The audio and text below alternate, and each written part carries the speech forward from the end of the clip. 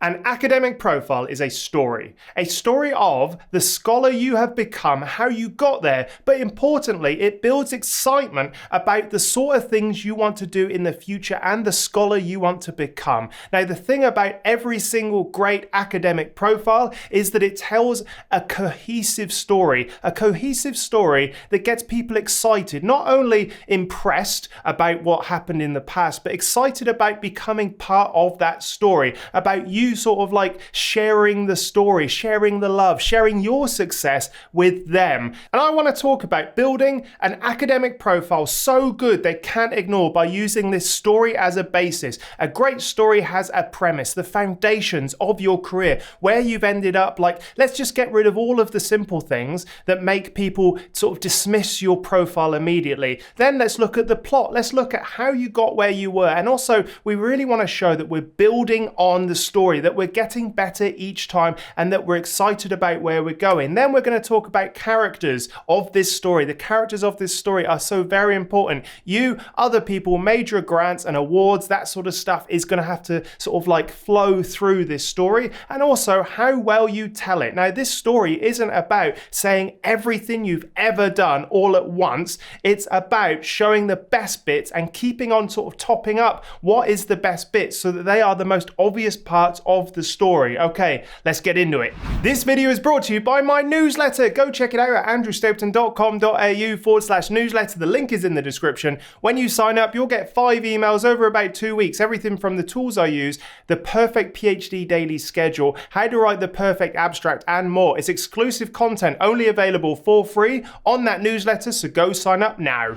The first thing about creating an academic profile that is so good people cannot ignore it is all about laying the foundations. Laying the foundations of the story. Now, this comes in 2 flavors, grades and performance, and your experience or education. Now, the grades. We need to make sure that your grades are as good as they could possibly be, and importantly, we're pushing the good ones that are more relevant to the academic position that you're applying for or the PhD scholarship you're applying for. Now, as you get higher up the academic ladder, people don't care about grades. They look at other things like metrics, like the H-index, how many papers you've got, that sort of stuff. But in the early stages of an academic career, the way you prove yourself is by doing really well in exams. So make sure that you do as well as you possibly can in exams, and make sure that that is at the forefront of your academic profile, because that is how we judge people in today's sort of education-based world. Where did you go to school? What did you do? The courses, the skills, all of that sort of stuff is about just laying the foundations so that when people look at your academic profile, they're not looking for those first immediate things to just sort of like dismiss it, like, oh, well, this person hasn't got the right skills and experience. You just want to tackle that really head on, and you want to make sure that your academic profile, as soon as you sort of hand it across to a PhD scholarship application or a PhD proposal, whatever it is, that on your CV and your academic profile is just right up there, boom, no questions asked. Then it's about time to get into the most important and the fun stuff.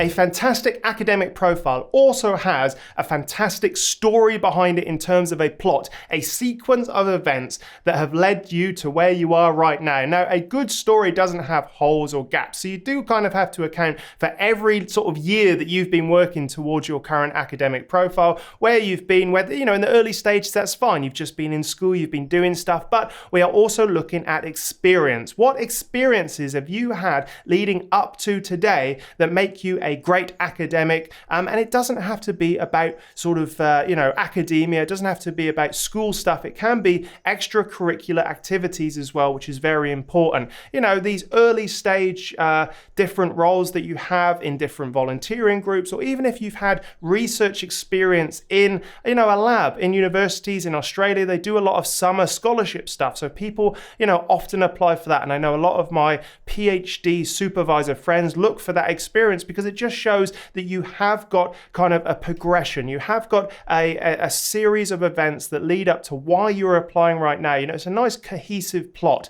We want to make sure that it's sort of continuous and that there's a nice ramp up to kind of like excite people about being part of your story, because ultimately a great academic profile shows people that you're about to do something else and they want that to be a continuation of the story, and they want to be part of that story, and it's about getting people excited about having you part of their story as well as adding to your own story. So make sure that in your academic profile, not only do you have your grades and your education, but also your experience is so valued, especially in the early stages when you're applying for a PhD, and then that experience sort of like gets amplified throughout your PhD into your postdoc and academic career later on. So yeah, we're talking about progression. We're talking about making sure that you do see an increase in the number of skills that you're developing, and ultimately that they're more focused on where you want to go as well. You know, at the beginning of a PhD, it's fine to have all of this massive array of experience, and then we want to see that plot kind of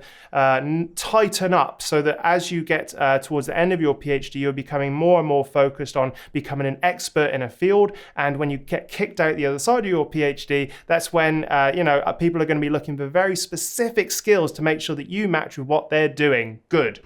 A fantastic academic profile also, just like a good story, has fantastic characters. Now, characters include you, who you've worked for, any grants or awards you've applied for, and also any well-known sort of things you've participated in. All of these things come together to kind of give a sense, of the sort of person that you are, the academic that you are, but also it gives people kind of a really easy way to hook onto something, especially if that grant, if that experience is well known and it's sort of like highly revered in the academic world. So yes, first of all, you, the character of you, making sure that you're well approachable, all of that sort of stuff can actually come across in your academic profile by, how well you've worked with others. If you've been part of a group that's worked on a certain research project already, I would be highlighting these things very early on, because that gives me as a supervisor a sense of the sort of character you are bringing to my PhD position or my research group if you're, post PhD. Then also not only you, but also the characters in terms of who you've worked for. That also gives me a sense of the story you're trying to tell through your academic profile. So any relationships that you've had in a mentoring capacity as well with professors that can vouch for you as an individual, as a researcher, as an academic, can also go a long way to helping boost your career. And certainly in Australia, and I think also within certain research fields, it certainly is who you know rather than what you know sometimes. So making sure that these characters are sort of built into your academic profile so people know, that you are trustworthy through them is very important. Another thing is the awards. So if you've been offered or granted or even nominated for any award, you should list that in your academic profiles, particularly if they are well-known awards. And yes, you don't have to have won them, but you can be runners-up, you can be nominated, you can have applied for them and sort of like been on the short list, whatever it is, it doesn't matter. We're talking about pumping up these awards, and if they're well-known, fantastic. They are the celebrities of this sort of like academic profile. And lastly, any well-known grants. So in the early stages of your academic career, you're not expected to have brought in any money, especially just outside of, your undergraduate going into a PhD. But during your PhD, maybe there are some small grants that you can apply for that just give you a little bit of money. They can even just be within your own department, but that is sort of like an indicator that you are able to bring in money to a research project, that you understand how to sort of like attract people's attention and convince them to part with money for your ideas. And that's very, very important. It becomes so much more important the sort of deeper you go into academia as well. So a great academic profile, especially in the sort of like late stages of a PhD, is that understanding that money is so very important to keeping research running and that you know how to attract it. And I don't know of anyone right now, especially of my friends who have gone on into academia and are still there, that haven't brought in at least some money into their research, because that's ultimately what universities want. Money, money, money, money, money. I think the last thing about an academic profile they can't ignore is how well you tell the story. Now, it is not about saying everything you've ever done. Now, this is like a little analogy that was once told to me, which I thought was really interesting. It could even be based on science, who knows? But they were talking about how if you give two presents, like a massive present, let's say you give someone a car, fantastic, I love cars. Now, What if then you're like, you know what, the car's a good present, but let's give them this little bobblehead that goes in the front. That's kind of a cute little gift. Now the thing is this smaller gift that you think actually enhances this one diminishes the value of the massive gift. And I think academic profiles are a similar thing. Only stick with the most flash, most obvious, most sort of like impressive aspects of your academic profile and put it in there and make it obvious. If you start trying to squeeze in the lesser sort of impressive things because you feel like it enhances, it really diminishes from everything. So I know a friend who in his academic CV and profile, he only ever keeps a top 5 record of his best papers, and they're always updating year after year, maybe every few months. He's always updating that top 5. Now it doesn't mean that you can't flip through a few pages and find the rest of it, but ultimately he's saying these are my most impressive top 5 articles, and that's exactly what he wants to highlight because he knows that, you know, all the other stuff, it just confuses the story. So telling a really strong academic sort of like profile narrative is about selecting the bits of information you put forward and making sure that the most impressive is presented first. If you've worked under a fantastic professor, boom, that is what you say first. If you've got a peer-reviewed paper, if you've brought in money, that goes at the top. That is what academia is all about, is sort of like presenting the best story you can,